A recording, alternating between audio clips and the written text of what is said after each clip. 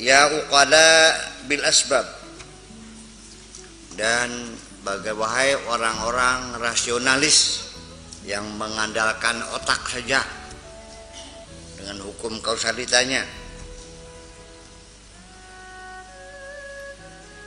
Walahum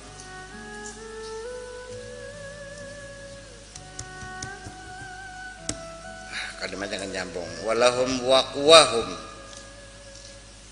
wa ma'aishuhum wa ru'usu amwalihim, dengan segala yang mereka miliki berupa kekuatan-kekuatan yang mereka miliki, wa ma'aishuhum, dan penghidupan yang mereka miliki, wa ru'usu amwalihim, dan modal yang mereka miliki, wa salatinu biladihim, dan raja-raja mereka yang miliki,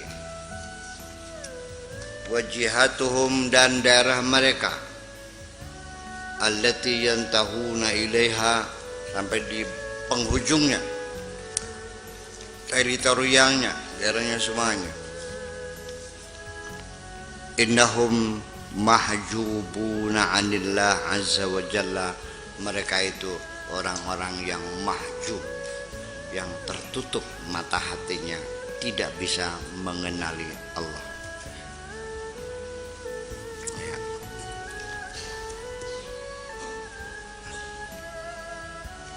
Maksud saya begini, jangan sampai salah paham. Kaum rasionalis Mu'tazilah, jangan dikira mereka anti tasawuf. Banyak mereka yang sufi, hebat itu dengan rasionalnya itu. Ya. Jadi jangan mengatakan bahwa rasionalitas itu menghambat kemarifatan. Enggak juga, malah justru itu yang lebih mampu mengantar kepada kemarifatan itu. Nah itulah makanya lalu kita bikin mazhab baru sekarang, namanya mazhab rasionaliyah. Mazhab rasionaliyah, kalau yang rasional. Itu. Sebagaimanapun, tetapi nanti logika kita ini sifatnya hanya sebagai kata pengantar. Iya. Pesawat olang-alik Challenger di Amerika Serikat, roket itu melesat, itu ada tahapan-tahapan. Begitu sudah lewat dari mantel bumi, ya roket pendorong itu lepas, udah nggak dulu lagi, paham nggak? Makin lagi makin dilepas lagi, ya. Dan akhirnya sampai di penghujungnya semua kita sudah tidak ada lagi akhirnya. Nah, itulah tingkatan fana, jasad kita, logika kita, rasa kita, hati kita, semuanya habis.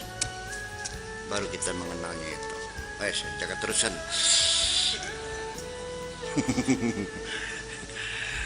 Kullu man yara ad-durra wan nafa min ghairillah azza wa jalla falaysa bi'abdin lahu. Siapapun yang melihat adanya kemampuan lain yang bisa memberikan bahaya, kekuatan lain yang bisa memberikan manfaat selain Allah, itu dia bukan hamba Allah. Dan ini sehari-hari dalam pikiran sadar kita, melihat jabatan-jabatan kekuasaan, ya kan gitu, lembaga-lembaga kenegaraan, tentara, militer, antara kepolisian, kejaksaan, kehakiman.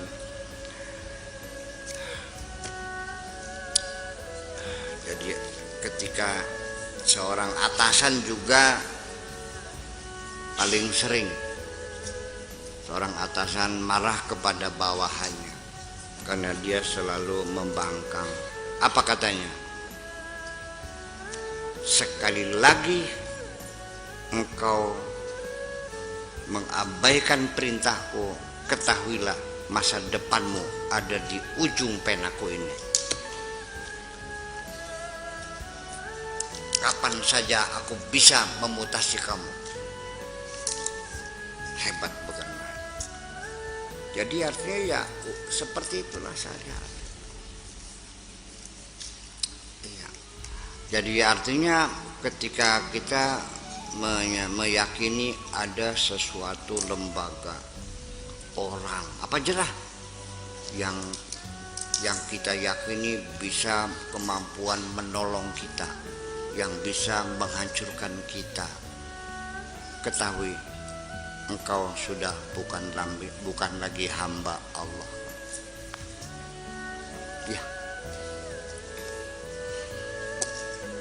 Ya, itu resikonya ya seperti itu. Berarti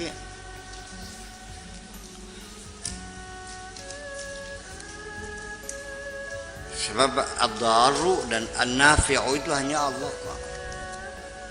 Allah nggak ada. Kamu masih punya rasa takut enggak kepada selain Allah? Masih ada kan? Belajar kurangin deh. Pelan-pelan aja dulu, kurang aja dulu. Nanti kalau rasa takutnya udah hilang sama sekali, kamu dianggap orang gila. Pelan-pelan aja dulu gitu. Ya minimal sebelum kita takut itu coba langkah awalnya coba lepaskan ketergantunganmu kepada siapapun. Ya, sehingga kamu tidak takut dipecat, kamu tidak takut disantet, kamu tidak takut dibunuh. Iya. Itu. Nah, kalau orang sudah tidak ada yang ditakuti, hanya Allah saja, itu dapat dipastikan tidurnya pasti nyenyak dan tidak mungkin ada rasa kegelisahan. Kenapa demikian? Semua apa saja, gejala kegelisahan, kekacauan, rungsing atau bad mood, ya, apalagi was-was, curiga, itu semuanya yang membuat kita tidak nyaman. Binatang yang bersembunyi di belakang itu ketakutan sebetulnya. Faktor yang menentukan itu adalah takut. Makanya ketika Allah akan memberikan ujian kepada kita, yang disebutkan pertama kali adalah takut. Walanabluwannakum bisyai'in minal khaufi. Iya, wal ju', lapar kedua. Yang pertama takut dulu. Orang kalau dalam ketakutan, hidup ini nggak ada enaknya kok. Ya, perantang perinting. Bulu roma meremang-remang. Ketika kamu berpelukan dengan istrimu yang cantik jelita, sampai bulu romamu meremang-remang, perantang perinting, enak nggak?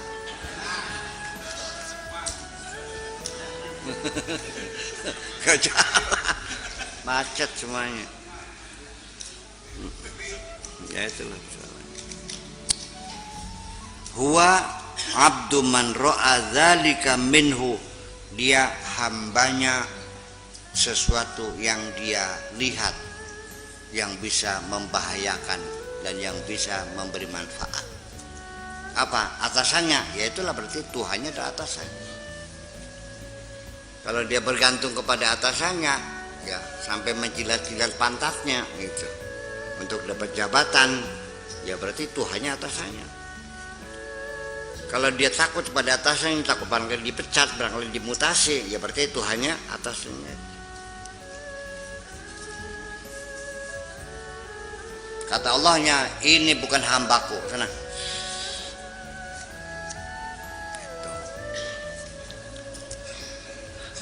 Makanya orang yang bilang selalu menuduh orang musyrik, percayalah, orang yang tidak tahu hakikat kemusyrikan. Iya. Kalau orang tahu kemusyrikan, tidak mungkin akan memusyrik-musyrikan orang lain. Iya. setiap hari kita terjebak dalam kemusyrikan itu. Makanya yang penting baca istighfar aja lah, aja, ya kan? Fahuwal yawm fi naril maqti wal hijab. Sekarang di dunia dia dalam api kebencian dan penghijaban. Hidupnya susah, nggak nyaman, selalu gelisah, tidak ada ketenangan. Di dunianya tersiksa. Wa ghadan fi nari jahannam. Di dunianya tersiksa, di akhiratnya terbakar. Ma yaslamu min narillah azza wa jalla, tidak akan ada yang selamat dari siksa api neraka Allah illal muttaqun, kecuali orang-orang yang bertakwa, al muwahhidun, orang yang mengesahkan Tuhan, al mukhlisun, orang-orang loyalis, at-taibun, orang yang banyak meminta ampun kepada Allah. Itu katanya begitu.